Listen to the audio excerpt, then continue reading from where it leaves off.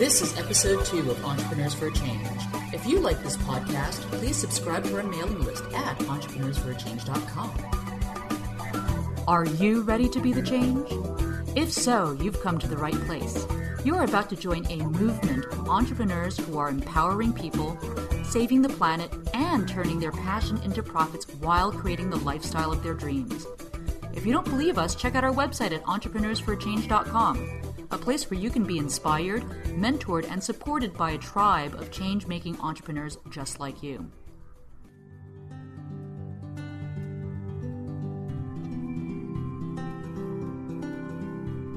We are about to join Nikhil Arora, the co-founder of a company called Back to the Roots, a triple bottom line business that produces gourmet, homegrown mushroom kits.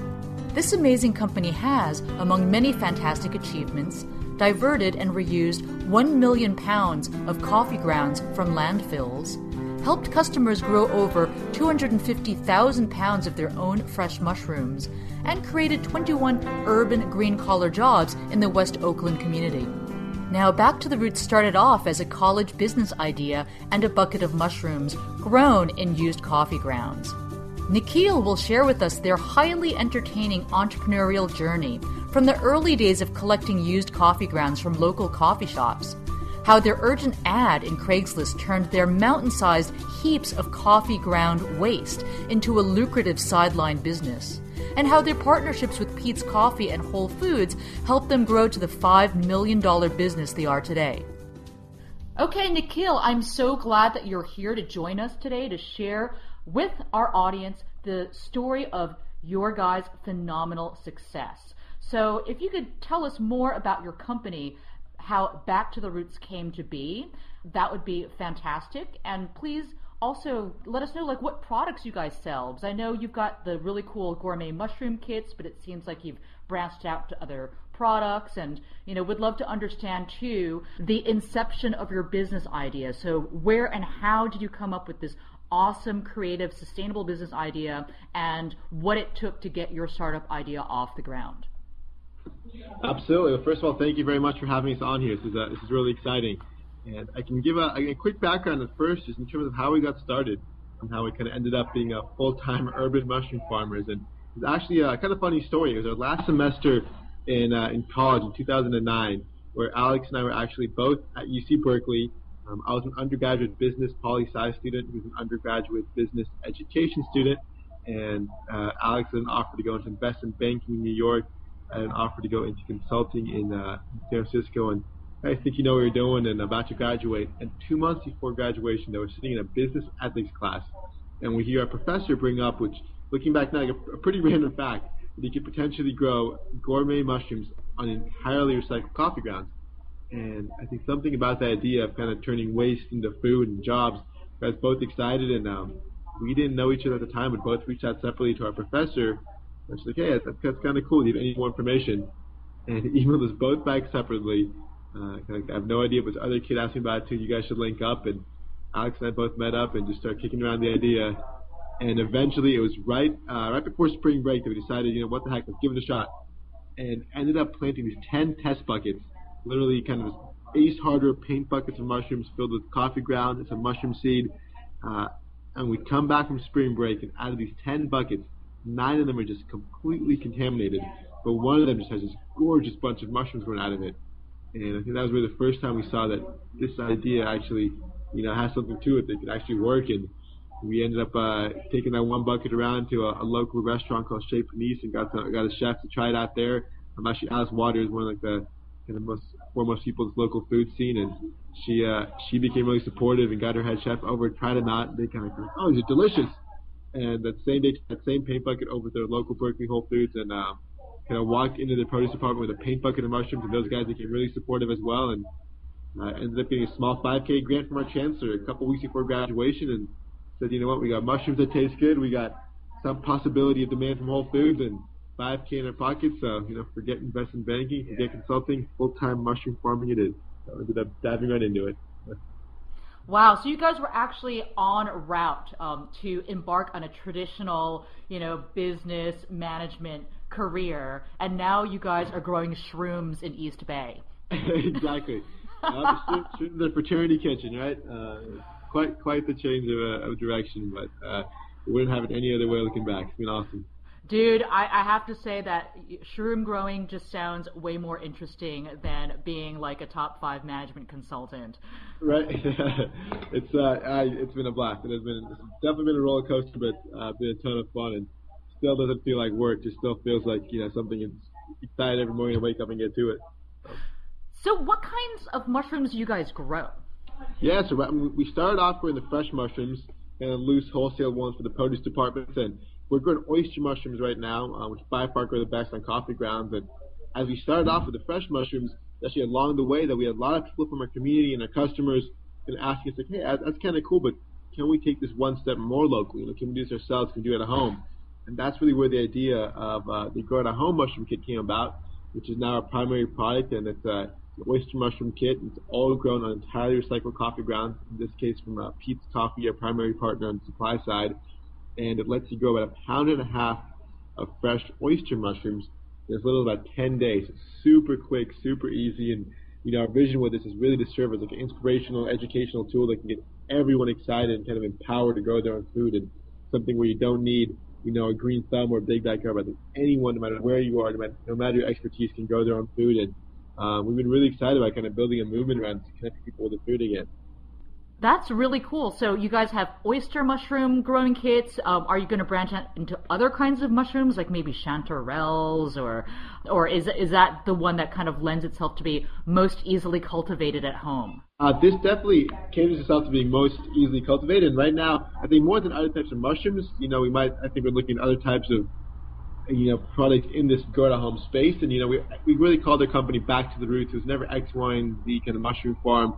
I think we really see this as far greater than the mushrooms, far greater than coffee grounds. I think this is where we got our start, but we definitely know this is a whole movement to be created by really connecting people with their food, and it can come in a lot of different ways. But in the short term, we're really excited about going a lot deeper with this kit, particularly because we feel that, given the ease of use, given how fast it grows, it really opens it up to so many more people. You don't have to be like kind of that niche foodie or expert gardener.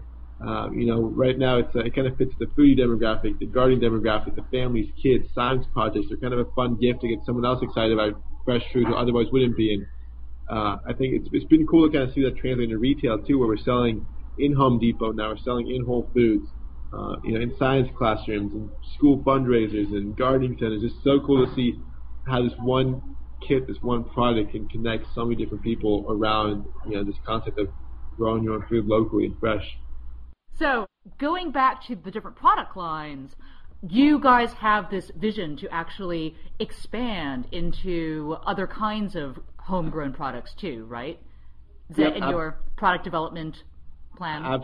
Absolutely, but in the short term, and we see there's 100 million households in this country, and we feel that every household should have this kit in it and have this experience of growing their own food, and that's really our vision that's driving us right now in the short term. Cool. So do you guys also wholesale as well? Is that part of your business? Yeah, with the fresh mushrooms? Yes. Yeah, so we started off with the fresh mushrooms, and it was actually I think it was the end of 2010, so early last year, early 2011, where we still had the fresh mushrooms, and we're probably up to about 500 pounds a week of the fresh oyster mushrooms, really servicing most of the Whole Foods in NorCal, a lot of the farmers markets, different grocery stores.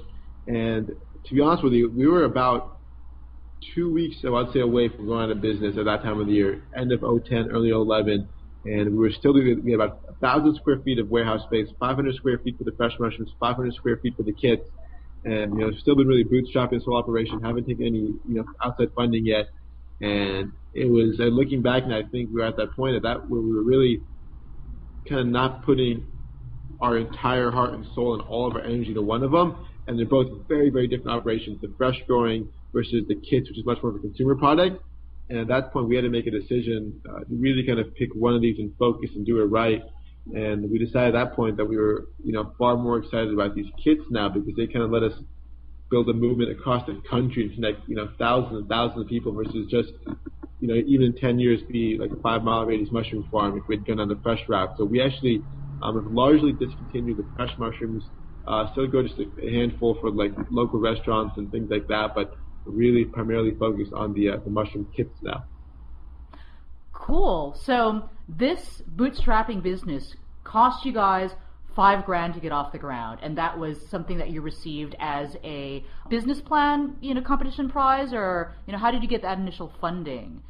Yep, that was $5,000 through our social entrepreneurship competition, and we had just grown this first mushroom in that first bucket, and got a little bit of support from Whole Foods and Shape and Niche here in Berkeley, and decided, let's put a couple-page plan together and see if we can get some support from the school, and ended up winning the social entrepreneurship competition called Big Ideas at Cal, and got a $5,000 grant from the chancellor. So that was really that final kind of point where we said, when we have $5,000 in our pockets, let's just go out there and try this, and that's kind of what it took to get things really started. And were you required to, raise more funds? Did you guys self-finance the growth of your business, or take out loans, or accept angel or VC funding at all?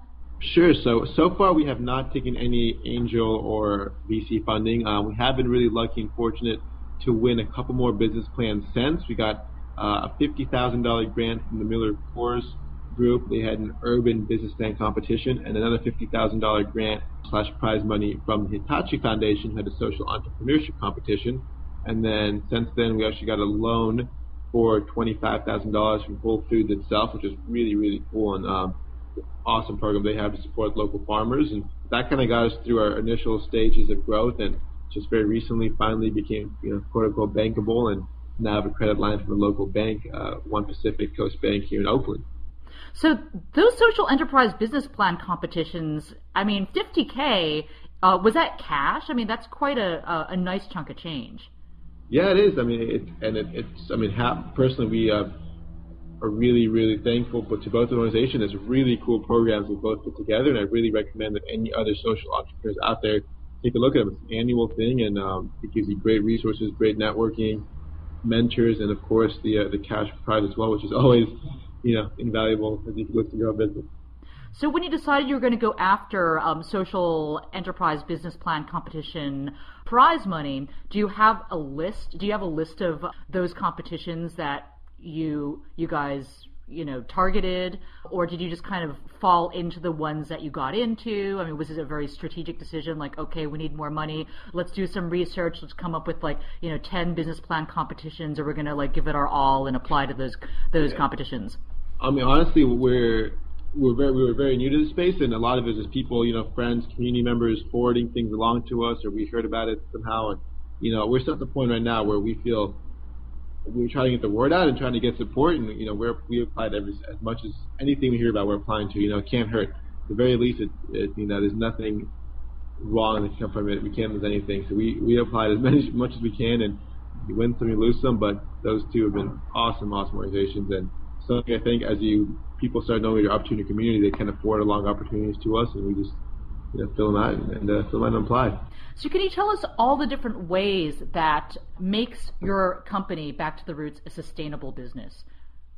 Sure. So I think we look at sustainability here in a couple of different ways. And one, it's not just the environmental way, in terms of light bulbs changed or gas mileage is made more efficient, things like that, or it's like a side operation or side department of our company. I think for us, sustainability is at our very, very core, because every single morning, we're collecting and reusing waste. This whole company, our product, our mushroom farm, our team, it's all built off of literally what was trash. We're collecting and diverting 40,000 pounds a week now of coffee ground waste from local cafes that would otherwise be thrown away, and using it as soil for our kits and as a foundation for this whole company.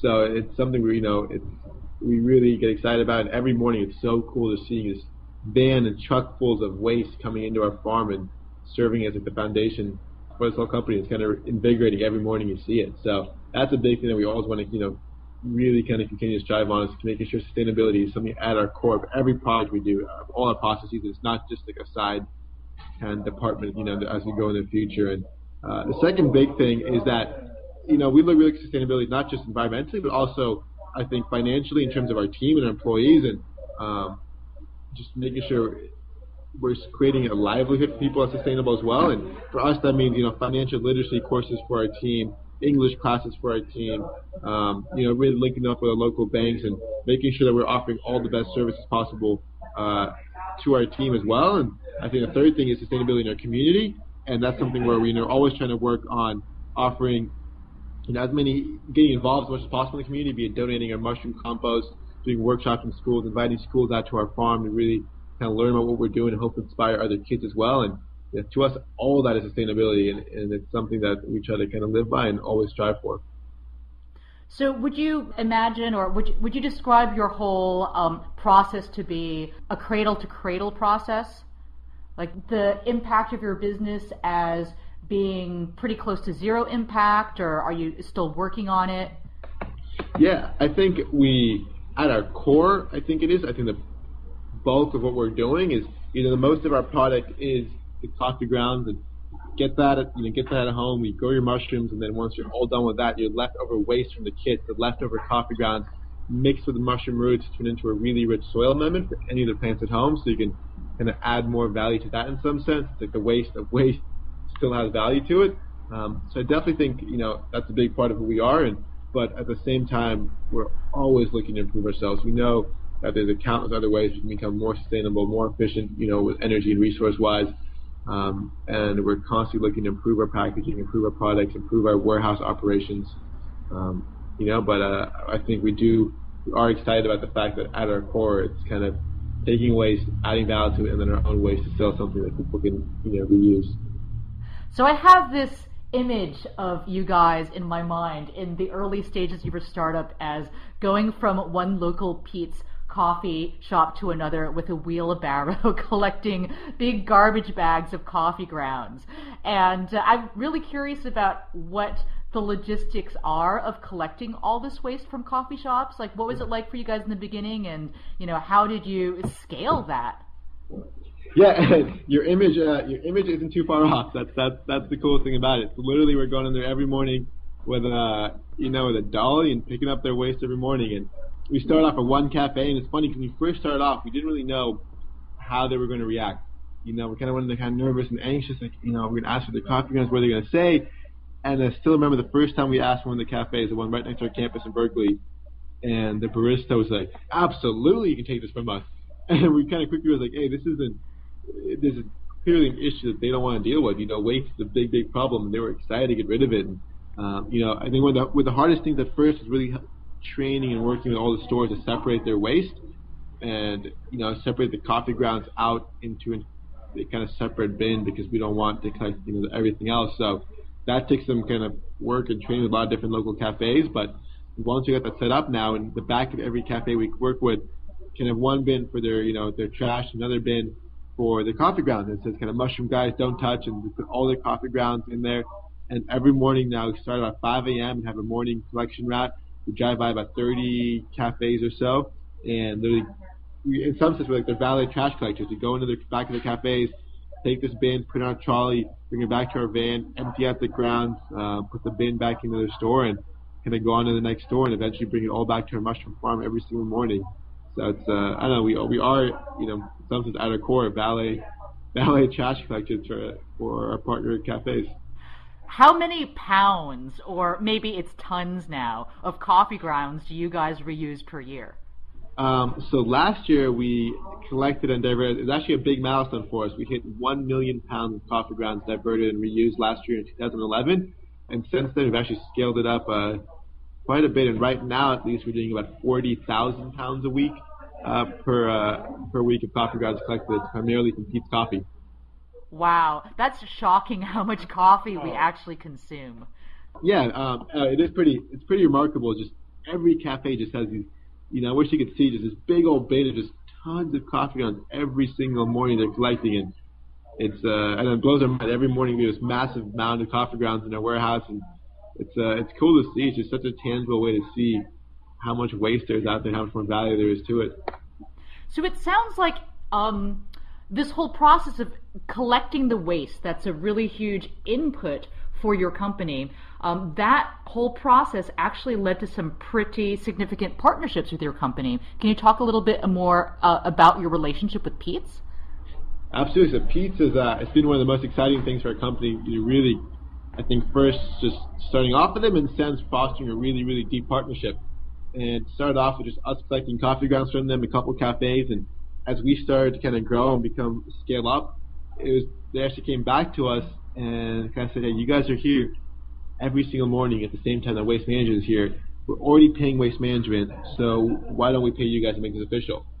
And that was such an awesome, exciting period for us. We're getting paid to make a slight profit off of our biggest raw material, the coffee grounds. It's a really cool win-win where we're taking the grounds off of their hands, do something more sustainable with it, and in turn, we get to cover our costs in some sense for our biggest raw material.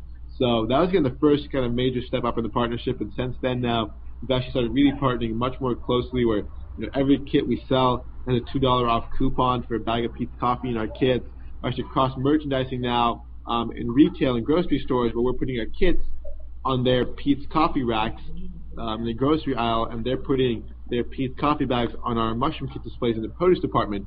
We're both getting kind of double our footprint in stores and increased distribution and just working together and kind of really tell this story now to a much broader community, and it's just been awesome working with them and continuously always trying to find new waste streams that they have to reuse, and a lot of their team has been such close mentors to us as well, so it's been a fun partnership.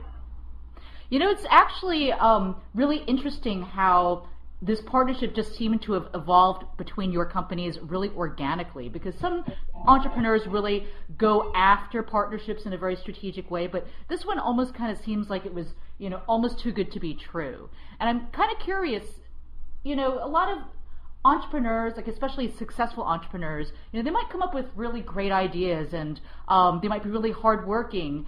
And it seems like a successful business is often a combination of the brains, the money, the hard work, but there's also an element of luck. And it sounds like from what I've heard about you guys so far, there's quite a bit of luck that you guys had quite a bit of lucky breaks in your entrepreneurial journey. So I'm kind of curious about what some of those lucky breaks might have been for you. Yeah, absolutely. I know. I definitely think we've been very fortunate, and both Alex and I both really kind of at our cores believe in energy and just believe in things coming together when you see them aligning, just kind of running with them, and things happen for a reason. We really, really believe that. At the same time, it's advice for other entrepreneurs, and I would love to say this because it's something that we don't want.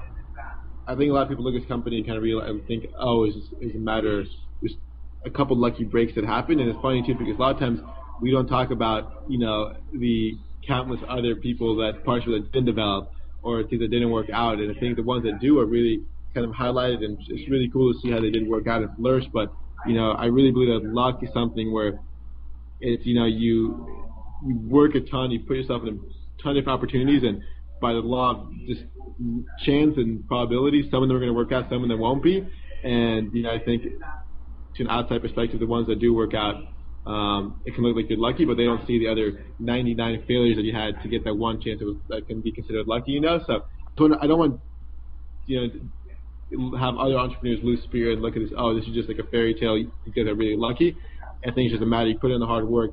You open up a lot of doors for yourself. Some which will stay open, some which will close. And as you keep on moving forward, ones that stayed open for you can be considered luck, but you know that it was because of the hard work you put into it. So we really kind of believe in that too. It's just luck is a matter of the amount of energy you put into something. But like for us, definitely I think the luckiest thing in some sense was that one, this buckets even grew. We had no idea what we were doing when we got started off. We planted those 10 buckets, and we got we were fortunate that one of them actually grew because that really inspired us to continue running with us. We saw that one crop of mushrooms and how beautiful they looked, number one, and then two, we were able to get those to get tested out by some chefs. So that was a big moment for us, and I think as in so many other ways, I think it's people you meet and just relationships that have been cultivated. We really do feel fortunate. I think looking back to the Bay Area is such a great place to start this. It's a really cool combination in the Bay Area of entrepreneurship. I think a passion for entrepreneurship, a passion for food, and a passion for social enterprises. And I think that cross section of those communities has really given us a great foundation here, and a lot of great mentors and advisors to reach out to as we look to grow back to the roots. So you mentioned energy a couple times in your description of what luck looked like for you. I mean, I hear a lot about the importance of the entrepreneurial mindset in terms of attracting or generating success and more opportunities and favorable circumstances. Do you guys actively practice maintaining like positive attitude and, gratitude and, all the different energetic shifts that some entrepreneurs would say actually play into the law of attraction and is actually the fundamental catalyst in terms of whether or not a business venture is successful or isn't.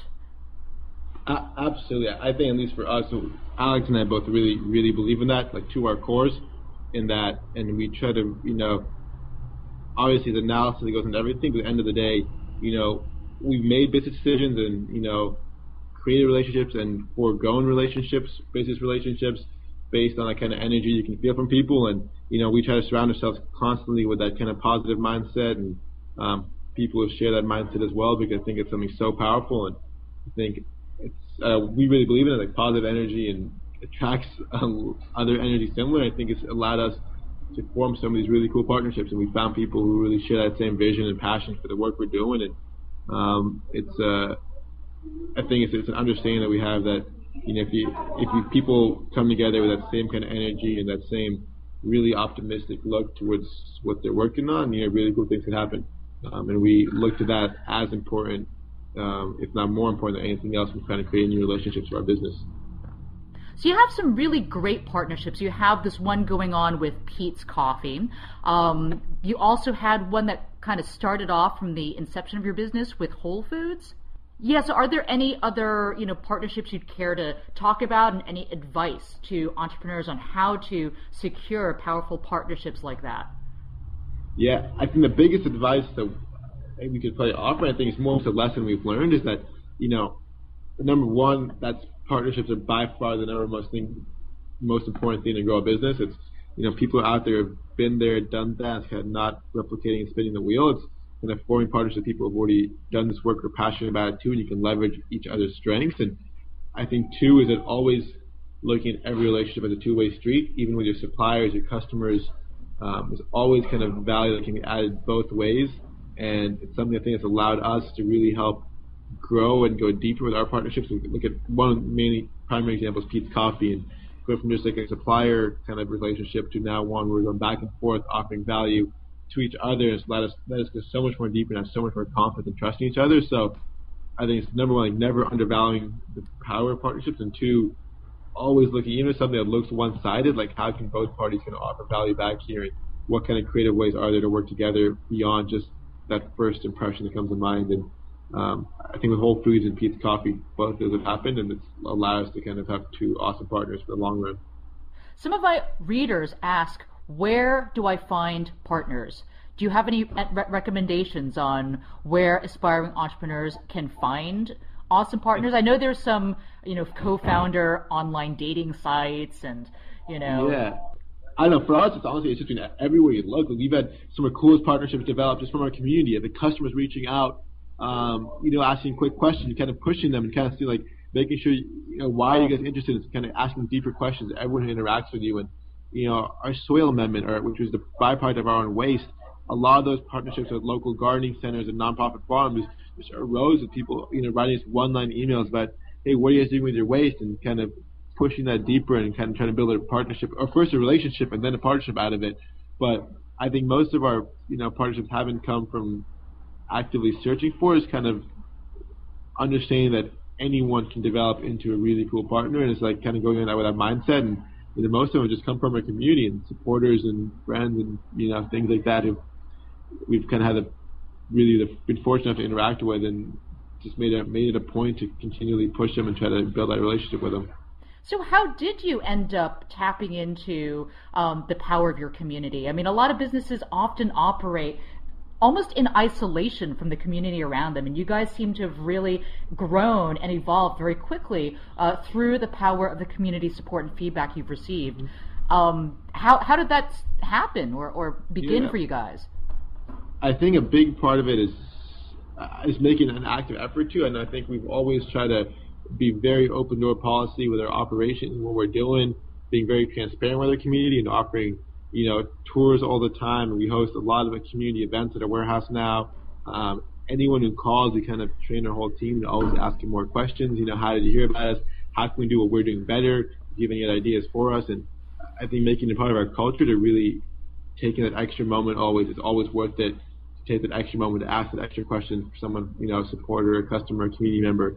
You never know where it's going to lead you to. And I think something we had to make a very active effort to kind of connect with the community, but it's been so awesome. It's been one of the most, I think, rewarding things about this whole thing is kind of building that relationship with our community.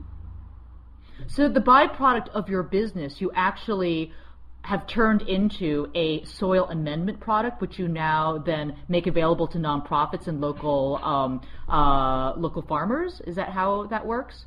That's correct. So right now we have a lot of the waste left over from the fresh mushroom production, and a little bit from the mushroom kit production, and that waste of the left coffee grounds mixed with the mushroom root actually turns into a really premium soil amendment.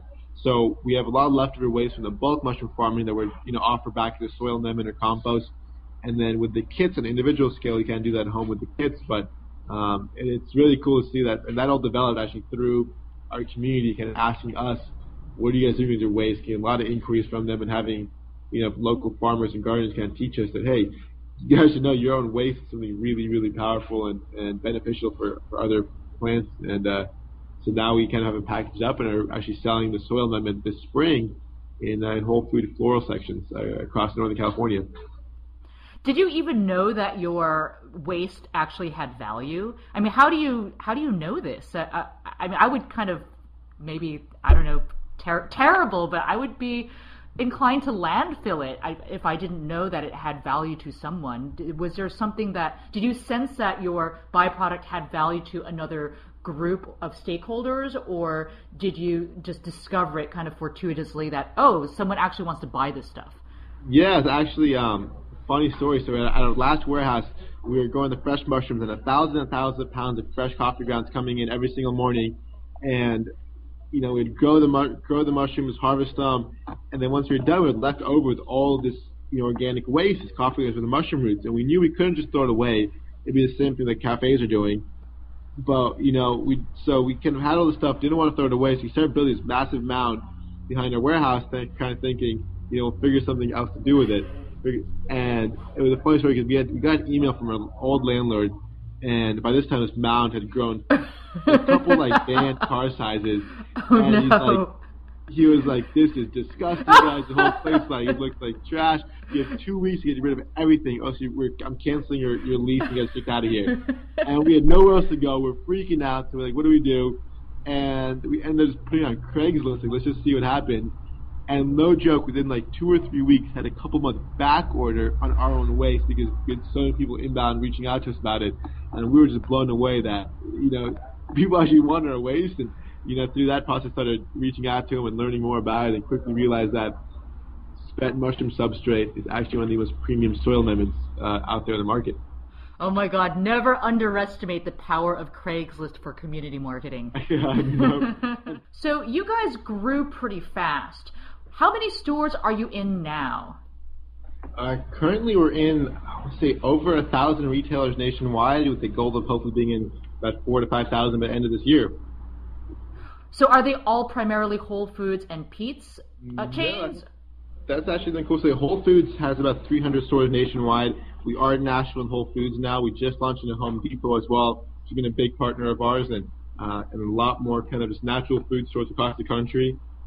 So it's been exciting to kind of see distribution really grow and kind of diversify as well. And a big focus this year now is going from the natural food space to kind of lawn and garden space with nurseries and things like that.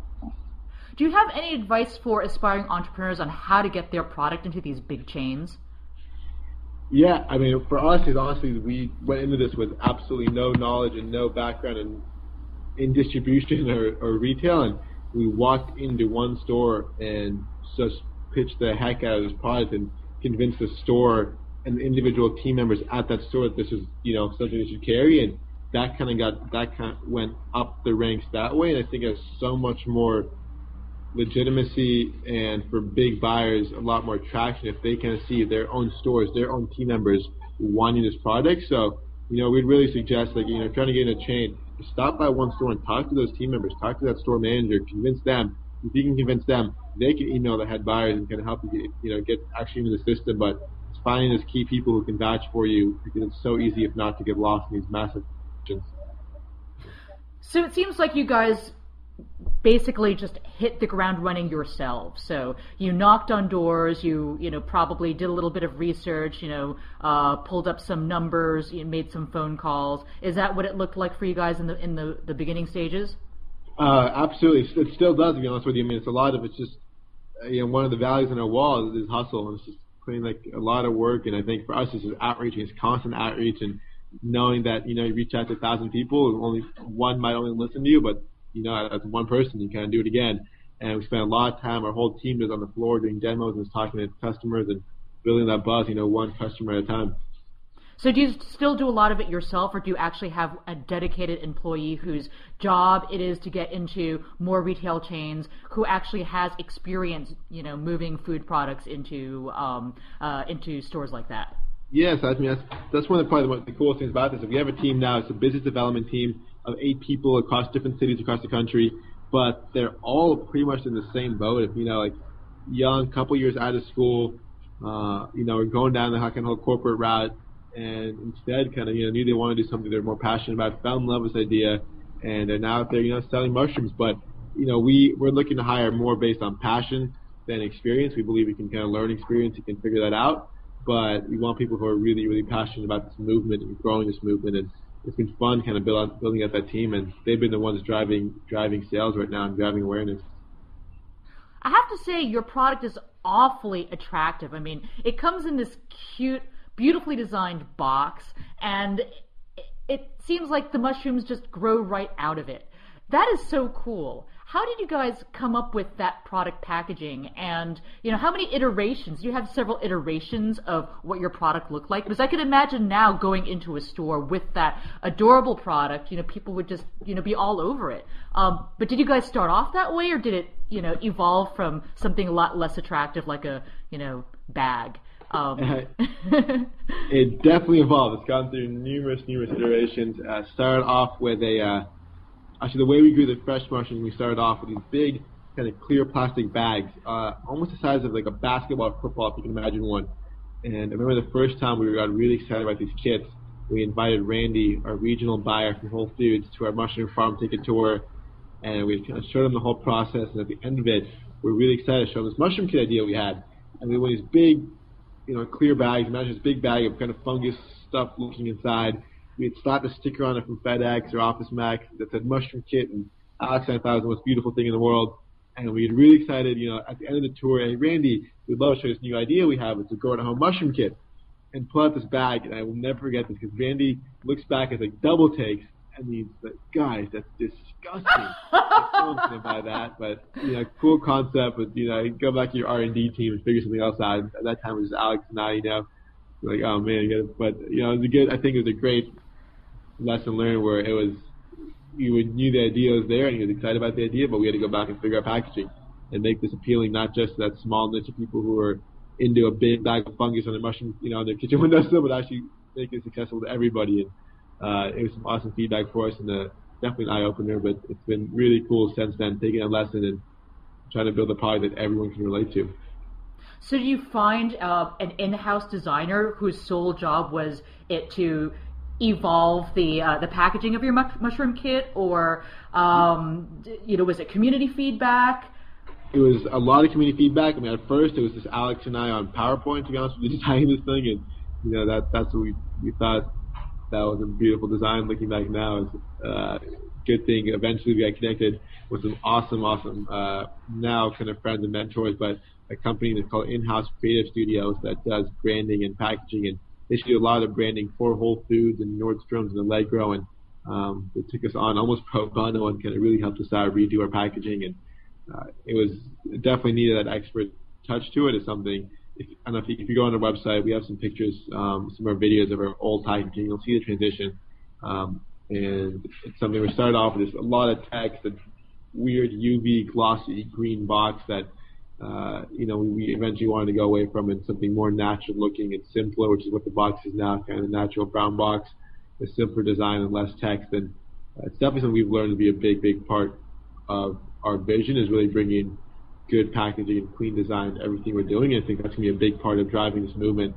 away from that kind of Berkeley hippie stereotype niche to like a really mainstream product that you can actually create a movement around this. So are you guys profitable? We are. And it's exciting. I think it's a big part of our vision is showing people you can run a successful company that, can focus on the community as its primary goal and still do well and create jobs. And it's not something where, non-profits are good, for-profits are bad. It's really cool middle ground. If you do it well, you can have a huge impact and still do good for the community. How long did it take for you guys to actually reach profitability? End of 2010. So about a year. So it wasn't very much, but about a year or so into it. And what are your annual sales figures like now? Sure. I mean, it's something where we've been excited about the growth. We did about 1.3 last year in 11 and looking to do about 5 this year in 2012. 5 million? Correct. Yeah. Wow. And this is primarily through the sale of homegrown mushroom kits? Correct. Wow, who would have known? That is very, very cool. So, in your entrepreneurial journey, which sounds totally amazing and exciting, are there any things that you would have done differently if you were going to do it all over again? Were there any mistakes that you made that you would advise other aspiring entrepreneurs to definitely not do if they were following in your footsteps? Sure. I think number one thing we've learned is that even any advice I give, everyone is in a different boat. I mean, we've got so much feedback, some of which was valuable to us, some of which was not. I think it's understanding, where your passions lie and where you want to take your own business, and it's taking every piece of advice with a grain of salt. But, with that being said, and the biggest thing we've learned is focus. It's really focus. As a small startup, there's a million avenues and paths you can go down, and everything seems so new, and everything seems so exciting, and it's really quick and really easy to get lost in that and, end up at a point where you're not really executing well on anything. And so I would just say pick one thing and pour your life and soul into it and do that better than anyone else, and it's cool to see what I can do. So that's one thing we've learned from this whole process so far. Well, thank you so much, Nikhil, for your advice. We're about at the end of our segment. I'd like to ask you, is there anything that you would like to highlight or direct our audience to in terms of knowing more about your company? Absolutely. So for more information, you can check out backtotheroots.com or visit our website at facebook.com/backtotheroots. And one thing I'd love to offer your community is a 10% off discount code. So if you go to our website, just type in mushrooms for me 10. That's number 4 and number 10. Mushrooms for me 10. You'll get 10% off. And actually, if you post a photo on our Facebook page of a fully grown mushroom kit, I'll actually donate one to the elementary school classroom of your choice. To really try to encourage people to share their experience, grow this movement, and in turn we'll donate one to school of your choice to get kids involved in it too. So really kind of want to highlight that and hopefully encourage everyone to share their experience on our Facebook page.